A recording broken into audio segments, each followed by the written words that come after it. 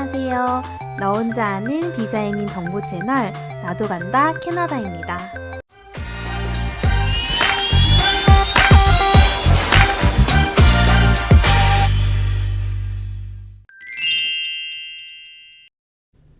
안녕하세요. 오늘은 캐나다에서 집을 구하실 때 꼭 체크해야 할 8가지에 대해서 소개를 하려고 합니다.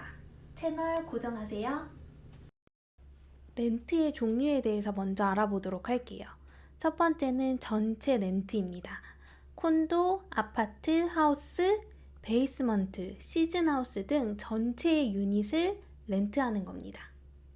그리고 두 번째는 룸렌트인데요. 한 집 안에서 제한된 공간, 방이나 거실, den 등을 이용하게 됩니다. 가장 저렴한 렌트라고 할 수 있어요. 그리고 세 번째는 홈스테이입니다. 이것도 룸렌트와 마찬가지로 방 하나를 빌리게 되지만 식사를 제공하거나 픽업 여부가 있게 돼요. 그래서 이거에 따라서 비용도 달라질 수 있습니다. 하지만 홈스테이를 할 때에는 호스트의 규칙들이 있을 거예요. 예를 들어서 귀가 시간이라든지 빨래할 수 있는 시간 등등이 있습니다. 렌트 기간에 따라서 장기 렌트, 단기 렌트로 나눌 수 있는데요. 장기 렌트는 1년 이상을 렌트할 때 장기 렌트라 하고 1년 이하를 이용하시게 되면 단기 렌트라고 할 수 있습니다. 렌트를 구하는 방법은 온라인과 오프라인으로 나눌 수 있는데요. 온라인은 대표적인 캐나다 웹사이트인 크레이그리스트나 키지지를 통해서 찾으실 수 있어요. 그리고 직접 발로 뛰시고 싶으시다면 원하는 지역을 가셔서 직접 걸어 다니시면서 찾아보실 수 있어요. For Rent라고 적혀져 있는 표지판을 보시거나 Vacancy라고 적혀져 있는 표지판을 찾으시면 됩니다. Vacancy Available이라고 적혀져 있으면 렌트를 구하고 있다는 것이고요. No vacancy라고 적혀져 있으면 지금 렌트를 구하고 있지 않다라는 것을 의미해요. 네 번째는 집의 종류에 대해서 알아볼게요. 첫 번째 사진은 하우스 사진이고요. 두 번째는 저층 아파트, 저층 콘도고요. 세 번째는 하이라이즈 아파트라고도 불립니다. 그리고 네 번째는 타운하우스입니다. 다섯 번째는 체크리스트입니다. 캐나다에서 렌트를 구할 때 체크해야 될 부분들을 설명해 드릴게요. 첫 번째는 가구, 가전제품 관련된 건데요. 캐나다는 기본적으로 모든 방에 붙박이장이 있습니다. 그래서 따로 장롱을 사실 필요는 없어요. 그리고 냉장고나 스토브, 식기세척기, 전자레인지 등이 포함이 되어 있습니다. 없는 경우도 있으니 체크를 해보시길 바래요. 그리고 에어컨이 있는 경우도 있고요. 그리고 파이어플레이스, 벽난로가 있는 경우도 있습니다. 벽난로가 집에 있어서 사용을 하게 되면 전기세가 아무래도 많이 나오게 돼요. 여기서 세탁기 여부가 중요한데요. 세탁기가 집 안에 있으면 WD, in unit, in suite이라고 표기가 되어요. 외부에 있다는 거는 유료 세탁시설이 아파트에 있어서 공용 빨래방처럼 운영이 되고 있다는 뜻이에요. 또 체크해야 될 부분은 평수입니다. 여기서는 스퀘어핏이라는 단위를 사용하고요. 그리고 방 개수와 화장실 개수도 체크하셔야죠. 방 개수는 0BR, 1BR, 2BR이라고 표현을 하는데요. 원룸을 스튜디오나 배출러라고도 표현합니다. 그리고 화장실은 BA라고 적혀져 있을 거예요.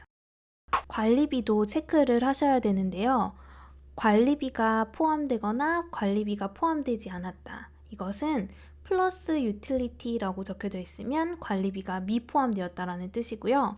include hydro라고 적혀져 있으면 전기세가 렌트에 포함이 되었다라는 뜻입니다. 바닥 종류도 체크를 해보셔야 되는데요. 캐나다는 집 대부분이 카펫으로 되어 있어요. 카펫은 단점이 주스나 음료수를 흘렸을 때, 쏟았을 때 잘 지워지지가 않고 청소하기도 까다로워요. 그래서 바닥은 우드가 아무래도 더 편하실 거예요. 주차 공간이 몇 개인지도 체크를 해보세요. 또한 무선 리모컨인 펍키도 체크하시고요.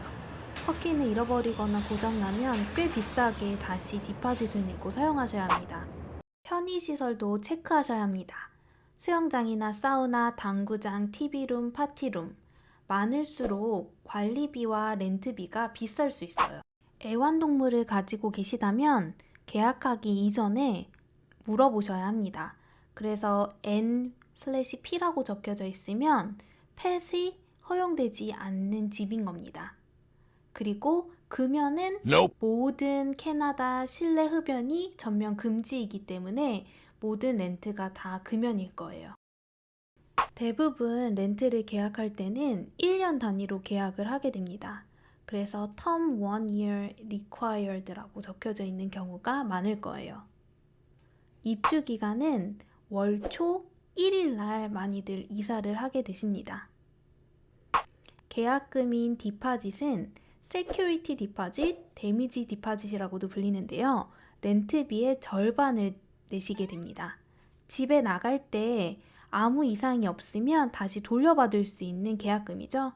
하지만 주인은 청소비나 수리비 등을 청구할 수 있어요. 그래서 입실 전에 파손 부위를 먼저 체크하세요. 사진이나 영상을 찍어두면 더 좋을 거예요. 그리고 디파짓을 내셨다면 열쇠를 받으실 수 있어요. 렌트 가격은 지역마다 도시마다 편차가 굉장히 큽니다. 렌트 계약서를 쓰기 전에 집주인이 비자에 따라서 요구 서류를 요청할 수 있어요. 직장인인 경우에는 월급 내역이나 통장 잔액 증명, 이전 집의 추천서, 지인의 추천서 등을 요구할 수 있고요. 학생 비자를 소지하셨다면 잔액 증명, 입학 허가서, 유효한 비자 기간, 그리고 이전 집 추천서나 지인 추천서 등을 요청할 수 있습니다. 캐나다는 주정부마다 표준 계약서를 가지고 있어요. 주정부 홈페이지에서 테넌시 어그리먼트를 살펴보시면 됩니다.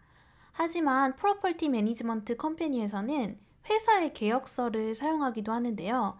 가장 중요한 것은 완전히 계약서의 내용을 이해하고 사인하셔야 하는 겁니다. 이해가 안 되는 부분이 있다면 계약하기 전에 집주인이나 매니저에게 꼭 물어보셔야 해요. 캐나다에서 렌트를 구하실 때 꿀팁을 알려드릴게요. 한국보다 대중교통이 잘 되어 있지 않기 때문에 더더욱 중요한 것은 교통입니다. 차가 없으신 분들은 더더욱 이 부분을 생각하셔야 해요. 두 번째는 깨끗한 곳이에요. 룸렌트라면 더욱이 잘 체크하셔야 합니다. 어떤 사람들이 사는지, 벌레가 살만한 집인지 꼼꼼하게 보셔야 해요. 베드버그나 개미로 고생하는 사람이 한둘이 아니에요. 세 번째는 집보험을 들으셔야 합니다. 도둑이 들거나 누수가 되거나 거금에 수리가 들어가는 일이 생기게 될 때에는 보험이 없으면 상상도 못한 수리비가 청구됩니다. 룸렌트를 하시더라도 주인이 보험이 있는지 한번 물어보세요. 마지막으로 렌트 사기에 대해서 알려드리려고 합니다. 캐나다 현지 경찰 OPD, RCMP에서는 렌트 사기에 대한 정보를 제공하고 있습니다. 가격이 너무 좋기 때문에 현금으로만 지불할 것을 요구하는 것을 조심해야 합니다. 그리고 로컬 폴리스 오피스에서는 중요한 팁을 알려주고 있는데요. 첫 번째는 만나지 않은 사람, 직접 보지 않은 집에 대하여 돈을 주지 말기. 두 번째는 집을 보여주는 사람에게 신분증을 요구하고 자동차 번호를 적어두기. 세 번째는 토지 소유권 사무소에서 소유자 정보를 검색하여 소유자와 거래하고 있는지를 확인하기. 집 보러 갈 때 조심해야 할 것은 아는 사람과 같이 가야 합니다. 특히 여자분들은요. 그리고 주에 따라서 렌탈 프로퍼티 매니저가 있으니 그런 사람들을 통해서 하는 것도 좋습니다. 캐나다 타지 생활에서 가장 중요한 집 구하는 방법에 대해서 알아보았는데요. 도움이 되셨나요? 그렇다면 좋아요, 구독 눌러주세요.